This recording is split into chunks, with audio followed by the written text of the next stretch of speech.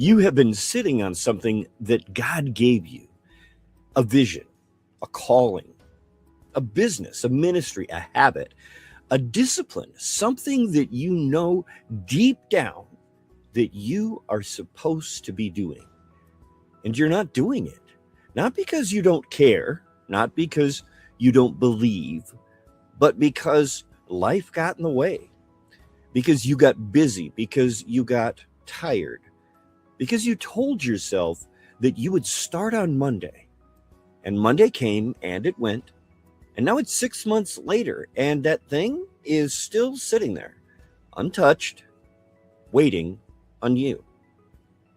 What if I told you that your struggle with consistency is not just a productivity problem? What if I told you that God actually takes this very, very seriously? Not in a condemning way, not to make you feel guilty, but because what you keep putting off is connected to something bigger than just your to-do list. I want you to stay with me here, because by the end of this video, you are going to understand why laziness in itself is a spiritual issue, why being responsible busy is just as dangerous as doing nothing, and what God actually says about the life that he has designed you to live. So let's start with something that might actually surprise you, because this is something that was new to me when I started digging in. See, God is never idle. Jesus said in John 5:17, "My Father is always at his work to this very day. And I too am working, always, not sometimes, not when he feels like it, not every day but the Sabbath, not when the conditions are perfect, always working." And here's why that matters for you. You were made in his image, which means the moment that you consistently refuse to engage with what he placed in you, you are not just being unproductive. You are misrepresenting who God is.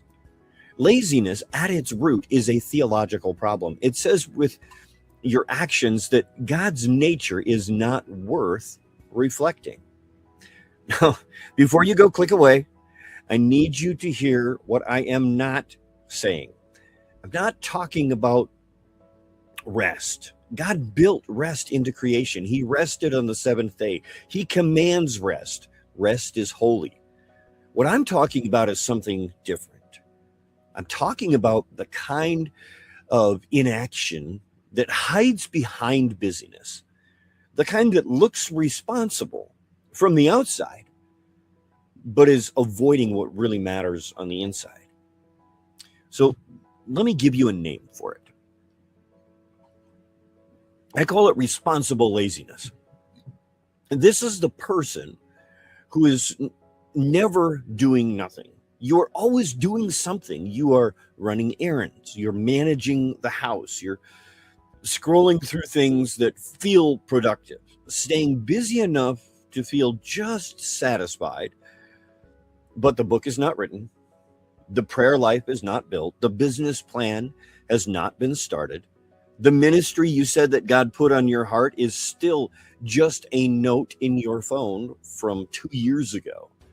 You're busy, but you're not building.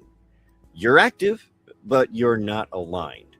And the terrifying thing about responsible laziness is that it feels completely reasonable, because you feel like you're being responsible. You have responsibilities. You're doing things. You have real demands on your time, but nobody around you is questioning it, because from the outside, you look like a hard worker.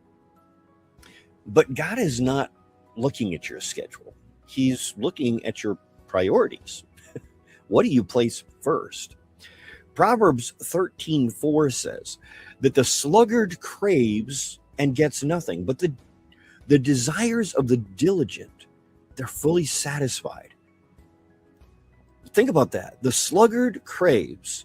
This is not someone who does not want anything. He wants the things. She wants those things. They have desires. They have dreams. They have goals. They just never close the gap between the wanting and the doing, and the result is nothing, not a little, nothing.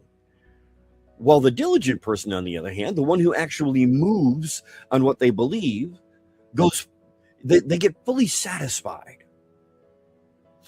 You know what the gap between craving and doing is? It's called discipline. And discipline is not a personality type, it is a decision. It's a muscle you can strengthen. Here's what Proverbs 22:13 says about the person who keeps avoiding.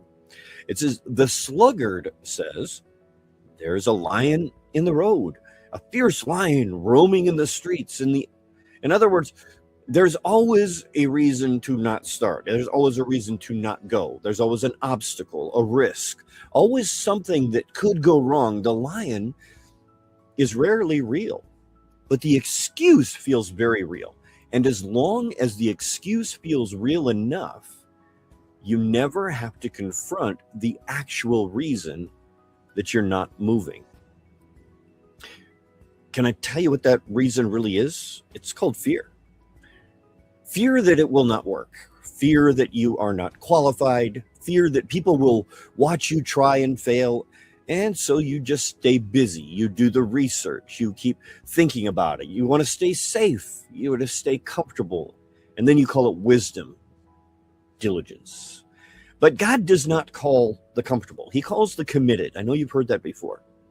In Romans 12:11, it says, never be lacking in zeal, but keep your spiritual fervor serving the Lord. Never lacking. That is not a suggestion for the super spiritual. That is a command for every believer. God expects you to be on fire for what he has called you to. Not occasionally, not when it's convenient, consistently. And here's the thing. The one thing about that purpose is that nobody talks about this enough. Is laziness does not just slow down your progress. It destroys your destiny. Not because God gives up on you, but because the purpose has a process and you can't skip the process. Every day that you delay is a day you are not developing the character, the skill, the faith, and the relationships that your calling requires. You cannot microwave what God designed to be marinated. The longer you wait, the more you lose, not just time, but growth. In Proverbs 22:4, it says, a sluggard does not plow in season. So at harvest, he looks, but he finds nothing. At harvest time, he looks. He expected something to appear. He believed in the harvest without doing the work of the season.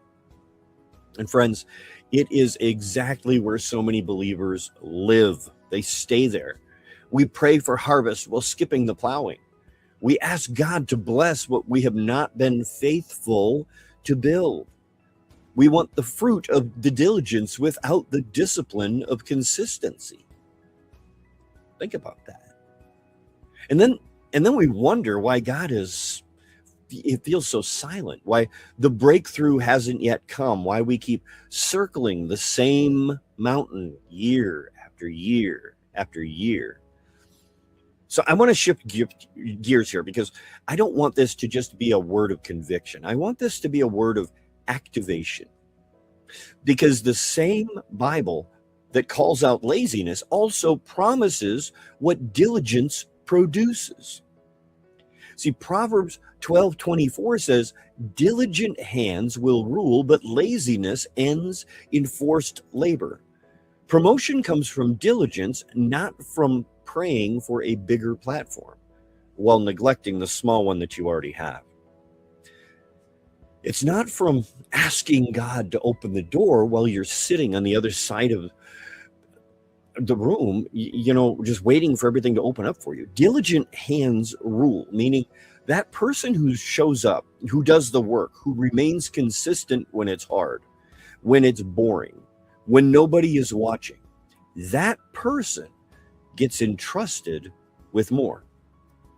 Proverbs 2:29 asks, Do you see someone skilled in their work? They will serve before kings. They will not serve before they will serve before officials of low rank is something they won't do. Excellence opens doors that connections that can't. And God blesses diligence. He honors the work done faithfully in the hidden places. He sees what no one else sees, and he rewards it publicly in his timing. But here is the key word: timing. His timing. And his timing is connected to your faithfulness, which means delay in discipline can mean delay in destiny. So what can you actually do about this? Let me give you three things. First is wake up.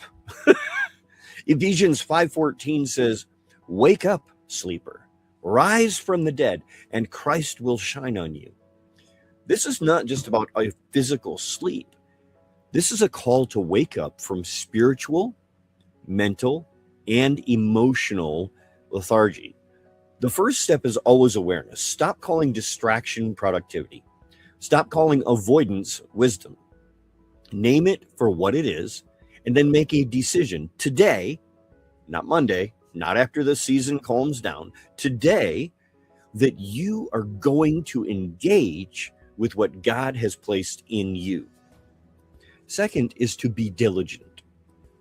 Ecclesiastes 9:10 tells us, whatever you find or whatever your hand finds to do, do it with all your might.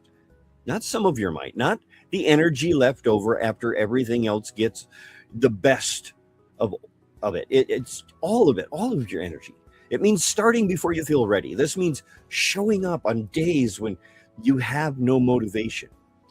This means treating your calling like the serious stewardship that it is. Because 2 Thessalonians 3:10 is not playing around when it ties blessing to effort. God does not honor a passive faith. He honors active, obedient, persistent faith. The third is to be committed, not motivated. Motivation is a feeling. Commitment is a covenant. Romans 12:11 calls you to be fervent in spirit. That word fervent means boiling. It means there is a heat on the inside that does not cool down just because the circumstances get cold. Commitment is what you do when motivation has left the building and discipline has to carry the weight. Committed people tend to finish. They adjust. They get back up. They don't quit because it got hard. They remember why they started. And here's where I want to leave you today.